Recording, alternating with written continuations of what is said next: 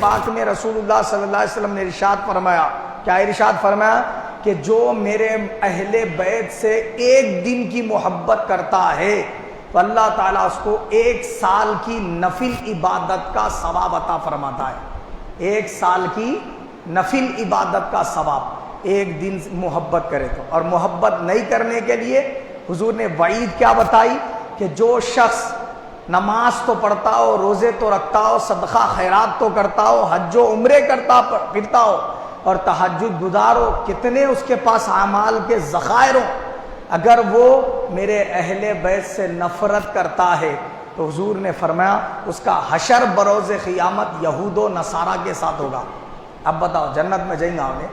اور ایک حدیث پاک میں سرکار نے فرمایا ایک شخص اگر کعبۃ اللہ کے صحن میں اپنی زندگی گزارے، طواف کرتا رہے، کعبے کا غلاف پکڑ پکڑ کے دعائیں مانگے، حتیم کعبہ میں نمازیں پڑھے، وہاں روز روزے رکھے، روز شب داری کرے، اس طرح تو اس کی زندگی بسر ہو، اور اگر وہ علی سے بغض رکھنے والا ہے تو اس کی وہ ساری عبادتیں منہ پہ مار دی جائیں گی فرمایا سرکار نے، اور اس کا حشر یہودیوں کے ساتھ ہوگا فرمایا۔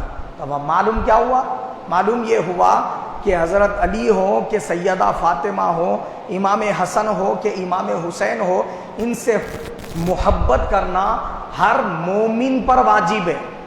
اب جو مومن نہیں ہے اس پہ واجب بھی نہیں ہے، تو خود کو پھر مسلمان کہنا چھوڑ دے، مومن کہنا چھوڑ دے، بات گوشے گزار ہوئی۔ تو اللہ کے حبیب نے اتنی سخت وعید بیان فرمائی اور فرمایا جو محبت کرنے والے ہیں ان کا حشر کیسے ہوگا؟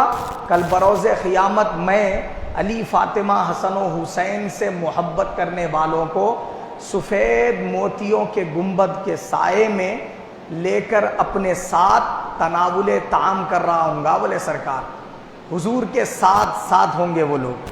تو اب سوال یہ پیدا ہوتا ہے کہ حضرت علی ہو کہ سیدہ فاطمہ ہو، حسن ہو یا امام حسین علیہ السلام ہو، کہ ان حضرات سے عقیدت و محبت ہم کیسے کریں اور کیسے ہمارے دل میں پیدا ہوگی؟ تو اس وقت پیدا ہوگی جب آپ ان کی شان اور عظمت کو سنیں گے۔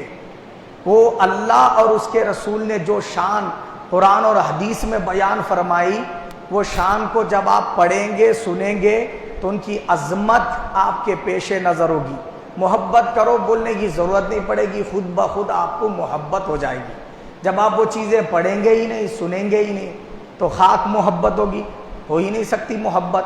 تو پتہ یہ چلا کہ قرآن اور احادیث شریفہ میں حضرت علی مرتضیٰ، سیدہ فاطمہ، امام حسن، امام حسین کی شان اور عظمت کے جو ڈنکے بجائے گئے ہیں، اسے سننے کے بعد بندے کو محبت پیدا ہوتی، تو اسی کو سننے سنانے کے لیے آج ہمارا خطاب ہے۔ تو میں نے قرآن پاک کی جو آیت تلاوت کی، اس میں پہلی بات تو اللہ نے حضرت علی سے، سیدہ فاطمہ سے، امام حسن اور امام حسین رضی اللہ عنہم سے محبت کرنے کا حکم دیا۔ حکم ہی نہیں دیا بلکہ واجب کر دیا ہمارے اوپر کہ ان سے محبت کرنا تمہارے لیے حضور کی فیس ہے۔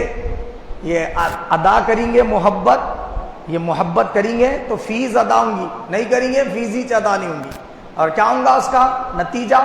اگر فیس ادا نہیں کریں گے تو تمہارا ایمان تمہارے قلب تک نہیں پہنچے گا، بولے سرکار، حلق کے نیچے بھی نہیں اترے گا، بولے قلب تک اگر ایمان اترے گا نہیں تو بندہ اللہ اور رسول کا محبوب کیسے بن سکے گا؟ آئیے اب ایک حدیث پاک ہے، حضور پاک صلی اللہ علیہ وسلم نے حضرت علی مرتضیٰ شیر خدا کی شان بیان کرتے ہوئے حدیث پاک میں ارشاد فرمایا، من کنت مولاہ فعلی مولا۔ یہ حدیث پاک کئی احادیث شریفہ میں، کئی احادیث کے کتب میں اور کئی راویوں سے مروی ہے، کئی صحابہ کرام سے مروی ہے، اور یہ حدیث پاک کو رسول پاک صلی اللہ علیہ وسلم نے صرف ایک ہی موقع پر نہیں، کئی الگ الگ موقعوں پر بھی بیان کیا ہے۔ پہلا موقع ایک غدیر خم ایک جگہ کا نام ہے، ایک پلیس کا نام ہے، ایک چٹیل میدان ہے، اور وہاں ساتھ میں ایک دریا ہے۔ سمجھ گیا تھا؟ میدان ہے اور دریا ہے، وہ دونوں کو ملا کر غدیر خم بولتے۔ وہ میدان اور دریا کو ملا کر کیا بولتے؟ غدیر خم۔ تو میدان سے سرکار مکہ اور مدینے کے بیچ میں راستے میں جو ہے نا پڑتا ہے وہ میدان اور تالاب۔ رسول پاک صلی اللہ علیہ وسلم نے اپنی زندگی مبارکہ میں ایک ہی حج فرمایا اور اسی کو حجۃ الوداع بولتے۔ کیا بولتے ہیں؟ حجۃ الوداع۔ تو رسول پاک صلی اللہ علیہ وسلم نے حجۃ الوداع کرنے کے بعد، حج سے فارغ ہو جانے کے بعد مکہ مکرمہ سے مدینہ تشریف لا رہے تھے۔ تب لا رہے تھے تو سرکار کے ساتھ صحابہ اکرام کا جمع غفیر تھا، بہت بڑا مجمع تھا۔ اس وقت بتایا جاتا ہے کہ قریب 1,24,000 سے زائد صحابہ موجود تھے۔ کتنے؟ 1,24,000 سے۔ چلو اگر یہ مان بھی لیا جائے کہ وہ صحابہ اکرام حج کر کے کچھ مدینہ حضور سے پہلے چلے گئے اور رسول پاک صلی اللہ علیہ وسلم بعد میں تشریف لا رہے تھے، تو اگر کچھ چلے بھی گئے تو کتنے چلے گئے ہوں گے؟ 24,000 چلے گئے ہوں گے۔ اور اگر آپ مزید اضافے کے ساتھ پکڑ لیں تو اور 20,000 بھی کٹ کر لیں، 30,000 بھی کٹ کر لیں، اس طریقے سے اگر آپ 60-70 ہزار بھی نکال دیں، 74,000 بھی نکال دیں، تب بھی 50,000 صحابہ تو موجود ہی تھے وہاں۔ تو کم سے کم 50,000 صحابہ کرام رسول پاک کے ساتھ وہ مجمع میں اس جگہ پر جسے غدیر خم کہتے ہیں موجود تھے، اور رسول پاک صلی اللہ علیہ وسلم نے وہاں حضرت علی مرتضیٰ شیر خدا کا ہاتھ مبارک پکڑ کر اٹھایا اور وہاں ارشاد فرمایا سرکار نے، صحابہ اکرام سے پہلے دریافت کیا کیا میں تمہارے جانوں کا اور تمہارے مالوں کا مالک نہیں؟ صحابہ نے عرض کیا رسول اللہ کیوں نہیں؟ کیا میں تم سب کا مولا نہیں ہوں؟ صحابہ نے عرض کیا رسول اللہ کیوں نہیں؟